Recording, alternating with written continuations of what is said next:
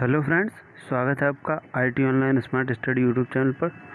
दोस्तों, आज की इस वीडियो में हम जो हमारा यूपी सुपर टेट होगा उसमें जो पिछले साल पेपर हुआ था 69,000 जो हमारी वैकेंसी थी उसमें हमारा जो पेपर हुआ था उसका आज कंप्लीट सॉल्यूशन यानी पेपर का सॉल्व पेपर देखने वाले हैं।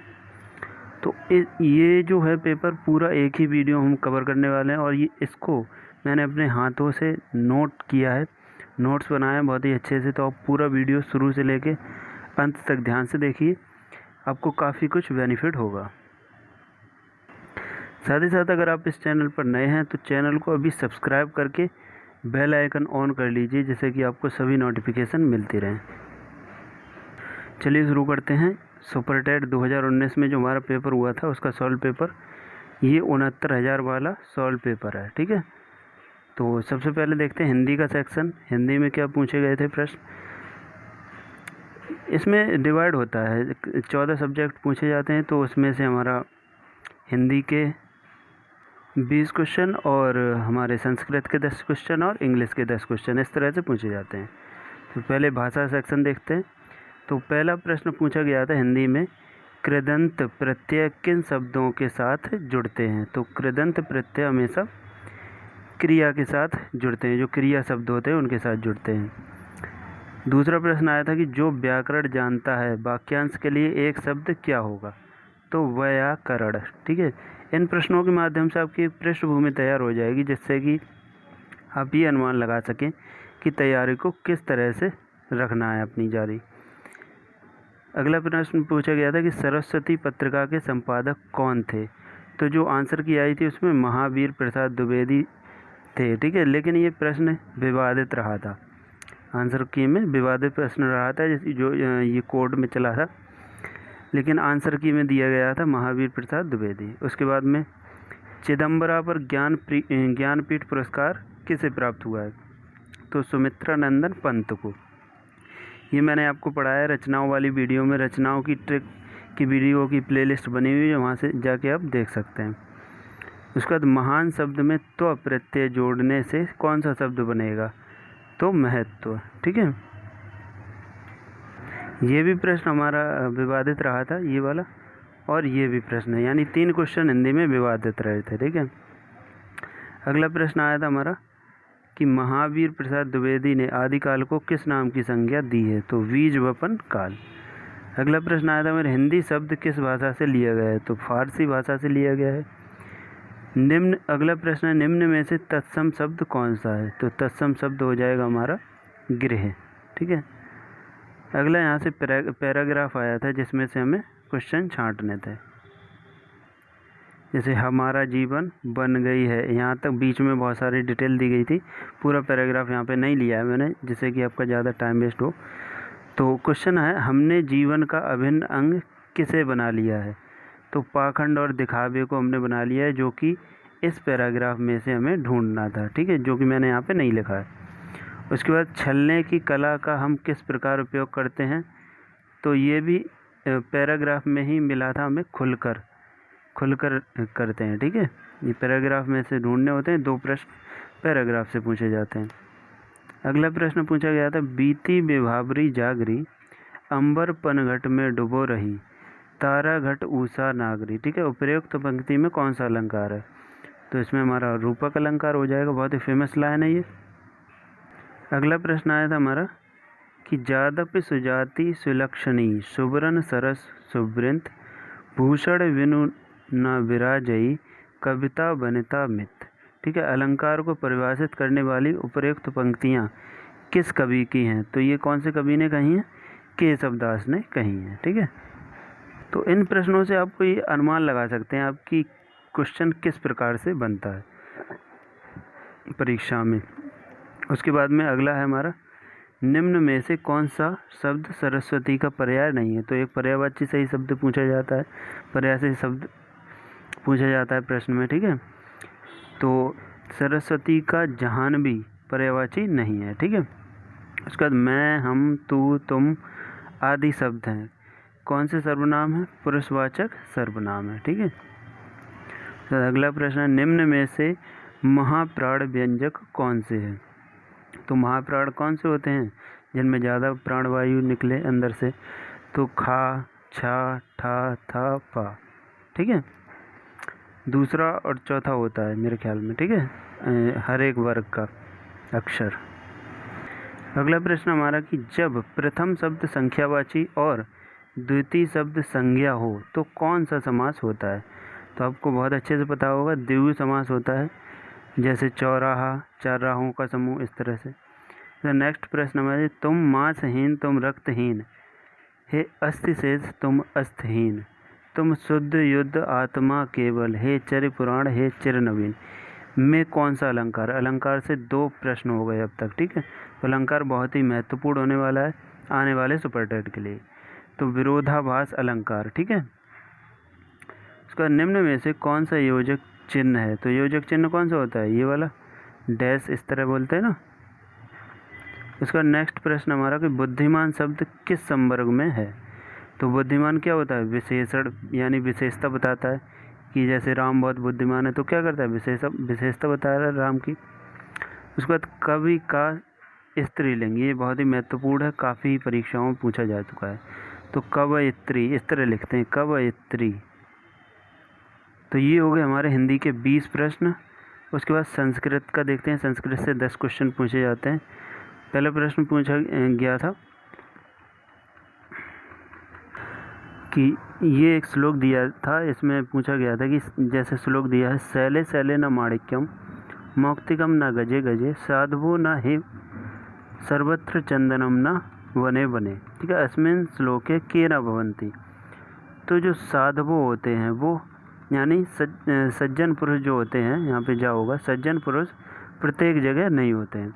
श्लोक का क्या अर्थ है? जैसे प्रत्येक पर्वत पर मणि नहीं होती, प्रत्येक हाथी के गढ़स्थल नहीं में मोती नहीं होते। ठीक है, साधु सर्वत्र नहीं होते, प्रत्येक में चंदन नहीं मिलते। ठीक है, इस तरह यहाँ पे हो जाएगा प्रत्येक वन में। ठीक है, ना यहाँ पे कट गया, प्रत्येक वन में चंदन नहीं मिलते।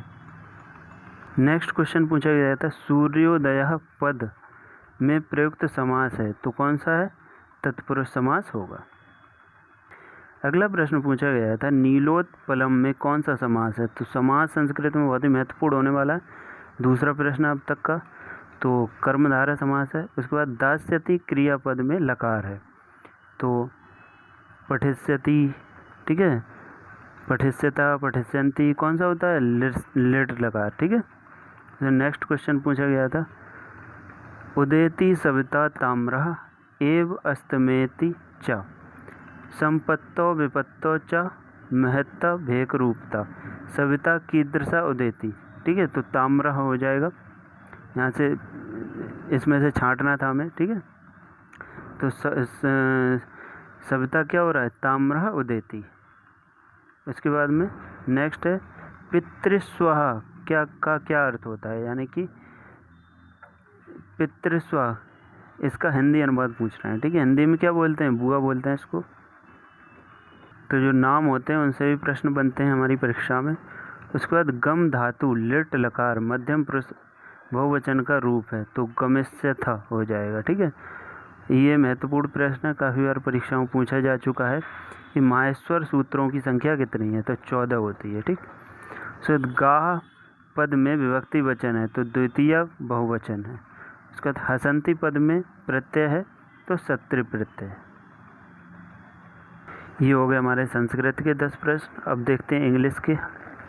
तो पैराग्राफ तीनों भाषाओं में आता है, हिंदी में भी 2 प्रश्न पूछे गए, संस्कृत में भी 1 प्रश्न, और हमारी इस इंग्लिश में भी एक पैराग्राफ दिया होगा, उसमें से आपको प्रश्नों को छांटना होगा। 2 प्रश्न, इससे भी 2, कहने का मतलब पूरे 5 नंबर का पैराग्राफ आता है। 2 हिंदी में, 1 का या 2 का संस्कृत में, 5 या 6 नंबर का आता है, और इंग्लिश में हमारा 2 नंबर का। ठीक है, तो पैराग्राफ दिया गया था, पॉवर्टी इज़ डेडेस्ट नेवर बी, पूरा पैराग्राफ दिया था। मैंने यहाँ पे पूरा नहीं लिखा है, जिससे कि आपको ज़्यादा टाइम वेस्ट हो, वीडियो लंबा ना हो।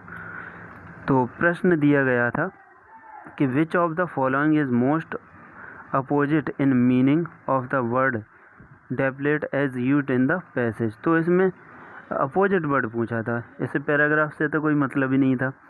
तो रीजेनरेट, ये इसका क्या हो जाएगा? डिप्लेट का क्या हो जाएगा? अपोजिट वर्ड हो जाएगा। उसका नेक्स्ट क्वेश्चन पूछा गया था, according to the author ideology in the context of economics. तो ये हमारा दिया गया था पैराग्राफ में, पूरी लाइन दी गई थी, हैज वेयरली यील्डेड एनी रिजल्ट। ठीक है,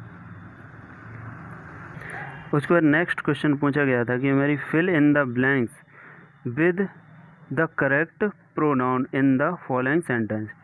तो one should love dash country, तो इसमें हमारा प्रोनाउन भरना था। तो ये जो प्रश्न हमारा काफ़ी बीटीसी या डीएलएड के लेवल पे भी कई बार पूछा जा चुका है कि one should love once duty, इसमें क्या भरेंगे, वंस ड्यूटी। ठीक है, सो नेक्स्ट प्रश्न पूछा गया था हमारी कि the number of vowel and consonant sound in English in indicated respectively by. ठीक है, वॉवेल एंड कॉन्सोनेंट्स, तो वॉवेल कितने होते हैं 20, और साउंड पूछा है यहाँ पे, ये ध्यान रखना, वॉवेल साउंड्स पूछा है, वॉवेल और कॉन्सोनेंट साउंड्स, खाली वॉवेल नहीं पूछा है। ठीक है, ना ही वॉवेल पूछा है, ना ही कॉन्सोनेंट्स पूछा है, क्या पूछा है, साउंड। साउंड पर विशेष ध्यान देना है। कुछ बच्चों का ये प्रश्न इसी वजह से गलत हुआ था क्योंकि उन्होंने साउंड पे ध्यान नहीं दिया था। तो वॉवेल साउंड कितने होते हैं 20 और कॉन्सोनेंट साउंड 24। ठीक है, अगला प्रश्न पूछा गया था कि identify the direct narration of the given sentence.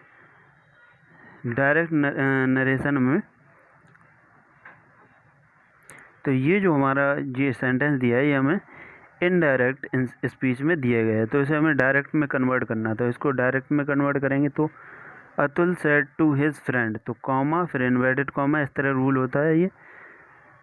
You can make use of my bike while I am away. ठीक है, डॉट फिर इन्वर्टेड कॉमा क्लोज, इस तरह तरीका होता है डायरेक्ट स्पीच में लिखने का।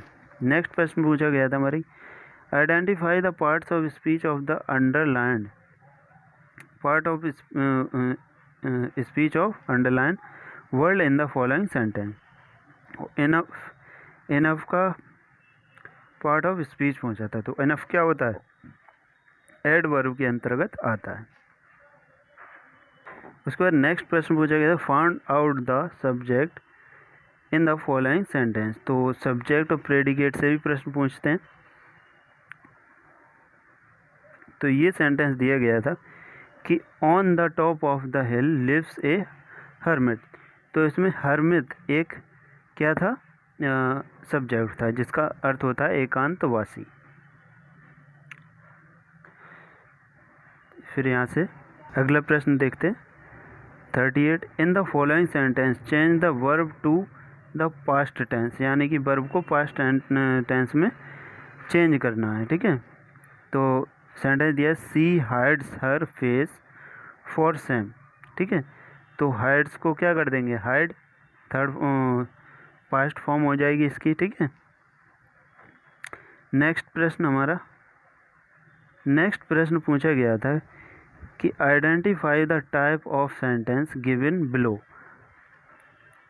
तो ये कौन सा सेंटेंस हमारा है, हाउ वेल सी सिंग, तो एक्सक्लेमेशन मार्क द्वारा हम पहचान सकते हैं ये कौन सा सेंटेंस है, एक्सक्लेमेटरी। ठीक है, तो नेक्स्ट क्वेश्चन पूछा गया था कि which of the following sentence is correct, तो ये वाला सेंटेंस हमारा करेक्ट हो जाएगा, an FIR was lodged against him. ठीक है, अब आप सोच रहे होंगे एन FIR क्यों लिखा हुआ है, जैसा कि मैंने अभी बताया था वॉवेल और कॉन्सोनेंट साउंड्स होते हैं ना, FIR इस तरह लिखते हैं ना, हम हिंदी में देखते हैं। तो ये तो एक स्वर है ना F, ठीक, तो A से शुरू हो रहा है, यानी कि ये वॉवेल स्वर से शुरू हो रहा है, यानी कि वॉवेल से शुरू हो रहा है, वॉवेल साउंड से शुरू हो रहा है, तो N लगाएंगे यहाँ पर, ना कि A लगाएंगे, इसीलिए ये सही है। अब यहाँ से हमारे शुरू होते हैं जो EVS और SST, यानी कि पर्यावरण अध्ययन और सामाजिक अध्ययन से प्रश्न पूछे जाते हैं, वो शुरू होते हैं। तो क्वेश्चन नंबर 41, पहला प्रश्न पूछा गया था कि भारतीय राष्ट्रीय कांग्रेस के प्रथम मुस्लिम अध्यक्ष कौन थे, तो बदरुद्दीन तैयब जी। ठीक है, 1887 में मद्रास में कांग्रेस के तीसरे अधिवेशन में ये चुने गए थे। ठीक, उसके बाद नेक्स्ट प्रश्न हमारा कि साइमन कमीशन के विरुद्ध प्रदर्शन में लाठीचार्ज से लगी चोटों से किस नेता की मृत्यु हुई थी? तो बखूबी आपको पता होगा, लाला लाजपत राय थे। उनकी लाहौर में साइमन कमीशन आया था, उसके विरोध में क्या हुआ था, लाठियां बरसा दी गई थी उनके ऊपर, और जिससे कि उनकी मृत्यु हो गई थी। उसके बाद नेक्स्ट प्रश्न हमारा, लोकसभा द्वारा पारित धन विधेयक को राज्यसभा विचार विमर्श के लिए अधिकतम कितने दिनों तक रख सकती है? तो अधिकतम 14 दिन का प्रावधान है। ठीक है, अनुच्छेद 110 के अनुसार। अगला प्रश्न हमारा कि प्रायद्वीपीय भारत का सबसे दक्षिणी बिंदु कन्याकुमारी में स्थित है, उसका नाम क्या है? तो भूमध्य रेखा के उत्तर में स्थित है। ठीक है, यहाँ पे पूछा गया है कि दक्षिणी बिंदु कन्याकुमारी स्थित है, तो भूमध्य रेखा के उत्तर में स्थित है। नेक्स्ट प्रश्न पूछा गया था कि निम्न समुद्री धाराओं में से कौन सी अटलांटिक महासागर की धारा नहीं है? तो अगुलहास धारा। ठीक है, ये ऑप्शन सही हो जाएगा। तो नाथुला दर्रा भारत के किस राज्य में स्थित है? तो सिक्किम राज्य में स्थित है। ठीक है, नेक्स्ट पॉइंट हमारे, भारत में गरीबी का आकलन किस आधार पर किया जाता है? तो परिवार का उपभोग व्यय के आधार पर। शहर में उपभोग मंथली 2100 और गांव में 2400। ठीक है, उसके बाद भारत की संविधान सभा के पहले अध्यक्ष कौन थे? तो डॉक्टर सच्चिदानंद सिन्हा, जो कि संविधान सभा की पहली बैठक में अस्थायी अध्यक्ष बनाए गए थे। नेक्स्ट प्रश्न हमारा कि काकोरी षड्यंत्र केस किस वर्ष हुआ था? तो 9 अगस्त 1925 में हुआ था। इसके बाद भारत में अब स्थापित होने वाला प्रथम राष्ट्रीय उद्यान है, तो जिम कॉर्बेट राष्ट्रीय उद्यान है, और ये सबसे पुराना, जिसका पूर्व नाम क्या है? Hailey National Park. ठीक, अगला प्रश्न हमारा, निम्न में से कौन सा कथन शिक्षण के संदर्भ में सही नहीं है? तो यहाँ से हमारे प्रश्न शुरू होते हैं जो हमारी मनोविज्ञान है, यानी कि सीडीपी सेक्शन से शुरू होते हैं यहाँ से क्वेश्चन। तो पहला प्रश्न, निम्न में से कौन सा कथन शिक्षण के संबंध में शुरू नहीं है, सही नहीं है? तो पहला है, शिक्षण एक अंतः क्रियात्मक प्रक्रिया है। शिक्षण एक त्रिमुखी या त्रिध्रुवी प्रक्रिया है। उसके बाद में शिक्षण एक प्रभाव निर्देशित प्रक्रिया। तो ये तीनों सही हैं। बचा ये गलत हो जाएगा। शिक्षण केवल एक कक्षा तक सीमित रहने वाली प्रक्रिया, तो ये सही हो जाएगा, यानी कि यही हमारा आंसर माना जाएगा। पूछा क्या? नहीं है। नहीं शब्द पे आपको विशेष ध्यान देना है। उसका नेक्स्ट प्रश्न हमारा कि प्राथमिक विद्यालय में मिड डे मील कार्यक्रम प्रारंभ करने का प्रमुख कारण क्या होता है? तो मिड डे मील का प्रमुख कारण होता है नामांकन संख्या बढ़ाना, जिससे कि बच्चे आकर्षित हों। तो नेक्स्ट है, उद्दीपन अनुक्रिया सिद्धांत का प्रतिपादन किसने किया? तो ये थॉर्नडाइक ने किया। नेक्स्ट प्रश्न हमारा, पढ़ने और लिखने की अक्षमता होती है। ठीक है, तो यहाँ पे दोनों एक साथ दे दिए हैं, पढ़ने और लिखने की अक्षमता। पढ़ना होता है डिसलेक्सिया और लिखना होता है डिस्ग्राफिया। ठीक है, यहाँ पे एक ही ऑप्शन में दिया है, तो पढ़ने का क्या हो जाएगा? डिसलेक्सिया, और लिखने का डिस्ग्राफिया। अगला प्रश्न हमारा कि किसने कहा नवाचार एक ऐसा विचार है जिसमें व्यक्ति नवीनता का अनुभव करता है? तो E.M. रोजर्स ने कहा था ये। नेक्स्ट प्रश्न हमारा, भारतीय शिक्षा के इतिहास में सर्वप्रथम किस समिति ने अपव्यय एवं अवरोधन पर विचार किया? तो हर्टांग समिति ने किया था। सुपर टेट जो होता है वो यूपी टेट का ही सुधरा रूप होता है। तो अगर आप यूपी टेट पढ़ के आए तो आपको ज़्यादा मेहनत नहीं करनी है, यूपी टेट का पढ़ते रहिए और उसमें प्लस करते रहिए एक्स्ट्रा चीज़ें, जैसी करंट अफेयर्स हो गया, ठीक है, संविधान हो गया, समसामयिक घटनाएं हो गई, इस तरह की चीज़ें ऐड करनी है, जीवन कौशल वगैरह। उसके बाद परम शून्य स्थिति होती है, ठीक है, तो अनुपातिक स्केल में होती है। उसके बाद अगला प्रश्न, पाठ प्रस्तावना कौशल का मुख्य संगठक क्या होता है? तो पूर्व ज्ञान होता है। उसके बाद नेक्स्ट क्वेश्चन हमारा, NCERT द्वारा राष्ट्रीय पाठ्यचर्या की रूपरेखा कब प्रस्तुत की गई? तो 2005 में। सो नेक्स्ट प्रश्न पूछा गया है कि शैक्षिक प्रशासन उपयुक्त शिक्षार्थियों को उपयुक्त शिक्षकों द्वारा समुचित शिक्षा प्राप्त करने योग्य बनाता है। जिससे वे उपलब्ध अधिक साधनों का उपयोग करके अपने प्रशिक्षण से सर्वोत्तम को प्राप्त करने में समर्थ हो सके, यह परिभाषा दी गई है। तो वेलफेयर ग्राहक के द्वारा दी गई है। अगला प्रश्न पूछा गया था कि भारतीय पुनर्वास परिषद की स्थापना किस उद्देश्य के लिए हुई थी? तो दिव्यांगजन की शिक्षा के लिए। नेक्स्ट प्रश्न हमारा विकासात्मक दिशा का नियम सम्मिलित करता है। तो ए और बी ऑप्शन दिए गए थे कि मस्तमोदमुखी और निकट से दूर का नियम। उसके बाद हम मार्गरेट मीड के अनुसार व्यक्ति भिन्नताओं के लिए सर्वाधिक महत्वपूर्ण कारक है, तो सांस्कृतिक कारक। नेक्स्ट प्रश्न ब्रेल लिपि के जनक कौन है? तो लुई ब्रेल। बहुत ही आसान प्रश्न। नेक्स्ट प्रश्न प्राचीन अनुबंधन का सिद्धांत किसने दिया? तो ये पावलोव ने दिया था। नेक्स्ट प्रश्न हमारा कि हेरेडिटरी जीनियस नामक पुस्तक किसके द्वारा लिखी गई थी? तो गाल्टन के द्वारा लिखी गई थी। अगला प्रश्न निम्न में से कौन सा कारक बालक के विकास को प्रभावित करता है? तो अंतःस्रावी ग्रंथियाँ, भोजन यानी कि पौष्टिक भोजन, रोग तथा चोट, उपर्युक्त सभी। अगला प्रश्न पूछा गया था कि गहने के अधिगम सोपान का सही क्रम क्या है? तो ये है संप्रत्यय अधिगम, फिर नियम अधिगम, फिर समस्या अधिगम। ठीक। अगला प्रश्न हमारा कि सृजनात्मक समस्या समाधान की वह अवस्था जिसमें व्यक्ति समस्या पर ध्यान नहीं देता, तो उसे कहते हैं उद्भव। नेक्स्ट प्रश्न हमारा कि इस राष्ट्रीय अस्थि विकलांग संस्थान कहाँ स्थित है? तो कोलकाता में स्थित है। अब यहाँ से हमारे शुरू होते हैं साइंस के प्रश्न। ठीक है, 70 तक हो गए हमारे CDP के। अब 71 से शुरू होते हैं साइंस के। तो खाने का नमक किससे बनता है? तो खाने का नमक बनता है मजबूत अम्ल व क्षार से। अगला प्रश्न हमारा कि यदि किसी पिंड की गतिज ऊर्जा अपने प्रारंभिक मान का 4 गुना हो जाए तब नया संवेग होगा। तो नया संवेग क्या होगा? प्रारंभिक मान का 2 गुना। नेक्स्ट हमारा ध्वनि तरंगों की प्रकृति होती है। तो ध्वनि तरंगों की प्रकृति कैसी होती है?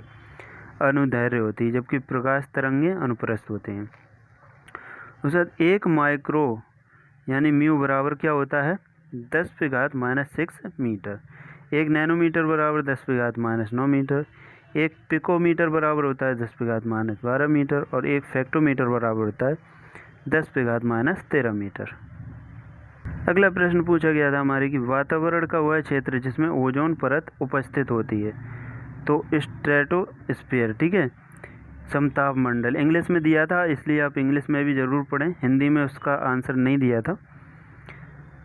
नेक्स्ट प्रश्न पूछा गया है कि श्वास क्षेत्र का उपयोग श्वास के लिए किसके द्वारा किया जाता है? तो तिलचट्टा द्वारा किया जाता है, ऑप्शन में दिया गया था, ये सही। अब यहाँ से अगला प्रश्न पूछा गया था गति वाले चैप्टर से कि सरल रेखा पर गतिशील किसी कण की स्थिति x समय के साथ संबंध x 6t² - t के अनुसार बदलती है। यहाँ x मीटर में t सेकंड में कण का प्रारंभिक वेग क्या होगा? तो इसको आप ये सूत्र लगेगा, इसमें सॉल्व कर लीजिए, -5 मीटर प्रति सेकंड आंसर आ जाएगा। ठीक है, यहाँ पे अगर मैं सॉल्व करके बताऊँगा तो काफ़ी टाइम लगेगा। ये फॉर्मूला आप लगा लीजिए, यहाँ से सॉल्व हो जाएगा। अगला प्रश्न हमारा कि किसकी कमी से रतौंधी होता है? तो विटामिन ए की कमी से होता है। नेक्स्ट हमारा 4.4 G CO2 का NTP पर आयतन होगा, तो 2.24 लीटर होगा। अगला प्रश्न हमारा कि इनमें से सबसे कमज़ोर छीड़ बल कौन सा है? तो सबसे छीड़ बल है गुरुत्वाकर्षण बल। ठीक है, तो यहाँ तक हो गए हमारे साइंस के क्वेश्चन। ठीक, अब यहाँ से शुरू होते हैं हमारे मैथ के क्वेश्चन। ठीक है, 20 क्वेश्चन मैथ के आते हैं। तो आपको मैं मैथ के क्वेश्चन दिखा देता हूँ, क्योंकि यहाँ पे अगर मैं सॉल्व करके बताऊँगा तो वीडियो काफ़ी लंबा हो जाएगा। अगर आप इस वीडियो को लाइक करते हैं और कमेंट करके बताते हैं कि आपको मैथ का अलग से वीडियो चाहिए, तो आपको मैं डेफिनेटली प्रोवाइड करूँगा। तो वीडियो को ज़्यादा से ज़्यादा लाइक करें और अपने सभी मित्रों को शेयर करें, जिससे कि मैं आपको मैथ का अलग से वीडियो प्रोवाइड कर सकूँ। यहाँ पे मैं आपको प्रश्न दिखा दूँगा। 81, ये 82 मैथ का है। ठीक है, उसके बाद में ये 83, 84, 85, 86, 87, 88, 89, 90, 91, 92, 93, 94, ठीक है। उसके बाद 95, 96, 97, 98, 99 और ये 100 तक हमारे हो गए ये मैथ के। उसके बाद आते हैं करंट अफेयर्स एंड जीएस, ठीक है। करंट अफेयर और जीएस के प्रश्न पूछे जाते हैं। तो 101 वह प्रश्न, भारत के 23वें मुख्य निर्वाचन आयुक्त कौन थे। ये जो करंट अफेयर है, जिस समय एग्जाम हुआ था उससे 6 महीने पहले का करंट अफेयर पूछा जाता है। तो पहला प्रश्न पूछा गया है कि भारत के 23वें मुख्य निर्वाचन आयुक्त कौन हैं, तो सुनील अरोड़ा हैं। नेक्स्ट प्रश्न पूछा गया था भारत में राष्ट्रीय खेल दिवस कब मनाया जाता है, तो 29 अगस्त को मनाया जाता है। नेक्स्ट प्रश्न, बुद्ध चरितम महाकाव्य किसने लिखा है, तो अश्व घोष द्वारा लिखा गया है। नेक्स्ट प्रश्न, विश्व पर्यावरण दिवस 2018 का विषय यानी कि थीम क्या थी, तो प्लास्टिक प्रदूषण को कम करो, ये हमारी थीम थी। नेक्स्ट हमारा ग्लोबल हैप्पीनेस इंडेक्स GHI 2018 के अनुसार भारत का विश्व में स्थान कौन सा था, 133वां स्थान था। नेक्स्ट हमारा नाथ पंथ नामक संप्रदाय के प्रवर्तक कौन थे, तो गोरखनाथ। नेक्स्ट हमारा कि कर्नाटक का लोक नृत्य कौन सा है, तो यक्षगान होगा, ठीक है। तो हमारा कर्नाटक का लोक नृत्य यक्षगान हो गया। उसके बाद नेक्स्ट प्रश्न हमारा कांचीपुरम में कैलाशनाथ मंदिर, शिव मंदिर, जिसकी भीतरी दीवारों में रंगों से मूर्तियाँ बनाई जाती हैं, किसने बनवाया, तो नरसिंह वर्मन सेकंड ने बनवाया था। उसके बाद नेक्स्ट प्रश्न हमारा कि मिर्ज़ापुर स्थित है तो कजरी के लिए मिर्ज़ापुर प्रसिद्ध है तो कजरी के लिए प्रसिद्ध है, ठीक। नेक्स्ट हमारा किस राज्य में भारत का 100वां एयरपोर्ट स्थित है, तो सिक्किम में स्थित है। नेक्स्ट प्रश्न हमारा केंद्रीय गिलास एवं सिरेमिक अनुसंधान स्थित है, तो खुर्जा में स्थित है। अगला प्रश्न हमारा वर्ष 2018 का रमन मैग्सेसे पुरस्कार किसे प्रदान किया है, तो भरत बटवानी को प्रदान किया गया था। नेक्स्ट प्रश्न हमारा कि उत्तर प्रदेश हिंदी संस्थान द्वारा वर्ष 2017 का भारत भारती पुरस्कार किसे प्रदान किया गया था, तो डॉक्टर रमेश चंद्र शाह को। अगला प्रश्न हमारा कि निम्न में से किस क्षेत्र में नोबेल पुरस्कार 2018 की घोषणा नहीं की गई, तो 2018 में हमारा साहित्य में नोबेल पुरस्कार नहीं दिया गया था।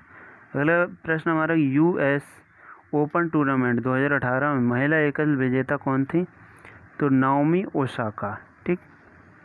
ये करंट अफेयर के क्वेश्चन है। 65वें राष्ट्रीय फिल्म फेयर पुरस्कारों में 2017 के लिए सर्वश्रेष्ठ फीचर फिल्म का पुरस्कार जीता था, विलेज रॉक स्टार ने जीता था, ठीक है। इसका नेक्स्ट क्वेश्चन हमारा दिसंबर 2018 में जलवायु परिवर्तन पर अंतर्राष्ट्रीय सम्मेलन कहाँ आयोजित किया गया था, तो काटोविस यानी कि पोलैंड में किया गया था। नेक्स्ट प्रश्न हमारा किस देश में प्रधानमंत्री ने 11 मई 2018 को रामायण सर्किट की शुरुआत की थी, तो नेपाल में की थी। अगला प्रश्न हमारा कि भारत का शेक्सपियर किसे कहा जाता है, तो कालिदास को कहा जाता है। नेक्स्ट प्रश्न हमारा कुंभ मेले को यूनेस्को की अमूर्त सांस्कृतिक धरोहर सूची में कब शामिल किया गया, 2017 में। कथकली किस राज्य का प्रमुख शास्त्रीय नृत्य है, तो उत्तर प्रदेश का है। सौरभ चौधरी का संबंध किस खेल से है, तो निशानेबाजी से है। उसके बाद स्टैच्यू ऑफ यूनिटी की ऊंचाई कितनी है, 182 मीटर है। उसके बाद भारत की पहली इंजन रहित रेलगाड़ी तैयार हुई है, इसका नाम क्या है, ट्रेन 18। उसके बाद मार्च 2018 तक भारत का सबसे तेज सुपर कंप्यूटर कौन सा है, तो प्रत्युष नाम का कंप्यूटर, ठीक। अगला प्रश्न हमारा कि 90वें ऑस्कर 2018 की सर्वश्रेष्ठ फिल्म कौन सी थी, तो the shapes of water. Next प्रश्न हमारा मानव विकास सूचकांक में 2018 का भारत का स्थान है, तो 130वां स्थान है। उसके बाद द एक्सीडेंटल प्राइम मिनिस्टर पुस्तक के लेखक हैं, तो संजय बारू। नेक्स्ट है एग्जाम वॉरियर्स पुस्तक किसके द्वारा लिखी गई, तो नरेंद्र मोदी के द्वारा लिखी गई। नेक्स्ट हमारा मिल्कमैन उपन्यास की लेखिका हैं, तो एना वंस। यहाँ से हमारे करंट अफेयर और जीएस के क्वेश्चन समाप्त होते हैं। यहाँ से हमारा जीवन कौशल से प्रश्न पूछे जाते हैं, वो शुरू होते हैं। तो ये है जीवन कौशल का मुख्य उद्देश्य क्या होता है, तो चुनौतियों एवं भागों के अनुसार योग्यता का विकास करना, ठीक है, मांगों के अनुसार, यहाँ पे भागों नहीं होगा, मांगों होगा। उसके बाद अगला प्रश्न हमारा पूछा गया था कि अभिप्रेरणा के मूल प्रवृत्ति सिद्धांत के प्रतिपादक हैं, तो यह है मैकडूगल। अगला है हमारा कि सहानुभूति कौशल में व्यक्ति क्या करता है, दूसरों की परेशानियों को समझता है। तो पुरस्कार किस प्रकार की अभिप्रेरणा है, तो धनात्मक एवं प्रत्यक्ष। उसका शिक्षा का अधिकार अधिनियम कब से प्रभावी हुआ, तो 2010 से प्रभावी हुआ था। नेक्स्ट हमारा मूल्य वह है जो मानव इच्छाओं की तुष्टि करे, यह विचार किसने दिया था, तो यह विचार दिया था अर्बन द्वारा, ठीक है। उसके बाद कौन सा एक सामाजिक प्रेरक है, तो आत्मगौरव क्या है, एक सामाजिक प्रेरक है। उसके बाद अलग ढंग से कार्य करने तथा नए तरीके का इस्तेमाल करने की योग्यता कहलाती है सृजनात्मकता। उसके बाद अगला प्रश्न हमारा कि व्यावसायिक निर्देशन का प्रयोग सर्वप्रथम किसने किया, तो पार्सन्स ने किया था। नेक्स्ट हमारा NCERT ने शैक्षिक संदर्भ में निम्न मूल्यों में से किसे स्वीकार किया है, तो इन सभी को स्वीकार किया है। सफाई एवं सच्चाई, श्रम, समानता एवं सहयोग, सभी को स्वीकार किया है। तो यहाँ से हमारे जीवन कौशल या शिक्षण कौशल कह सकते हैं, उसके प्रश्न कंप्लीट हुए। अब 141 से क्या स्टार्ट होते हैं, हमारे रीजनिंग के प्रश्न। अगर आप इस वीडियो को ज़्यादा से ज़्यादा लाइक एवं शेयर करते हैं तो गणित के वीडियो के साथ ही मैं आपको रीजनिंग के प्रश्न को भी करवा दूंगा। हालांकि अभी मैं आपको रीजनिंग के सारे प्रश्न दिखा देता हूँ। 5 प्रश्न पूछे जाते हैं, तो 141, 42, 43, 44, 45 ये प्रश्न पूछे गए थे रीजनिंग से, ठीक है। उसके बाद लास्ट हमारा बचता है कंप्यूटर सेक्शन। कंप्यूटर सेक्शन से 5 प्रश्न पूछे जाते हैं। तो पहला प्रश्न पूछा गया था बिट का विस्तृत रूप क्या होता है, तो बाइनरी डिजिट। अगला VLE का विस्तृत रूप वर्चुअल लर्निंग एनवायरनमेंट। उसके बाद ICT का उद्देश्य क्या होता है, स्मार्ट स्कूलों की स्थापना व शिक्षकों की क्षमता बढ़ाना। उसके बाद अगला प्रश्न हमारा कि स्पैम क्या होता है। स्पैम होता है अवांछित संदेश, जो ईमेल वगैरह करते हैं तब वो आ जाता है, ठीक है। उसके बाद में निम्न में से प्राइमरी मेमोरी कौन सी है, तो हमारी रोम जो है वो प्राइमरी मेमोरी है इनमें से, ठीक है। तो ये थे हमारे 150 प्रश्न जो कि हमारी 69,000 शिक्षा भर्ती में पूछे गए थे। तो आपको इन सभी प्रश्नों को एक जगह नोट कर लेना है और इन्हीं के हिसाब से तैयारी करनी है। तो आई होप दोस्तों आपकी वीडियो पसंद आया होगा। वीडियो पसंद आया तो वीडियो को लाइक करें और सभी मित्रों को शेयर करें। चैनल को अभी सब्सक्राइब नहीं किया तो सब्सक्राइब करके बेल आइकन ऑन कर लीजिए। Thanks for watching.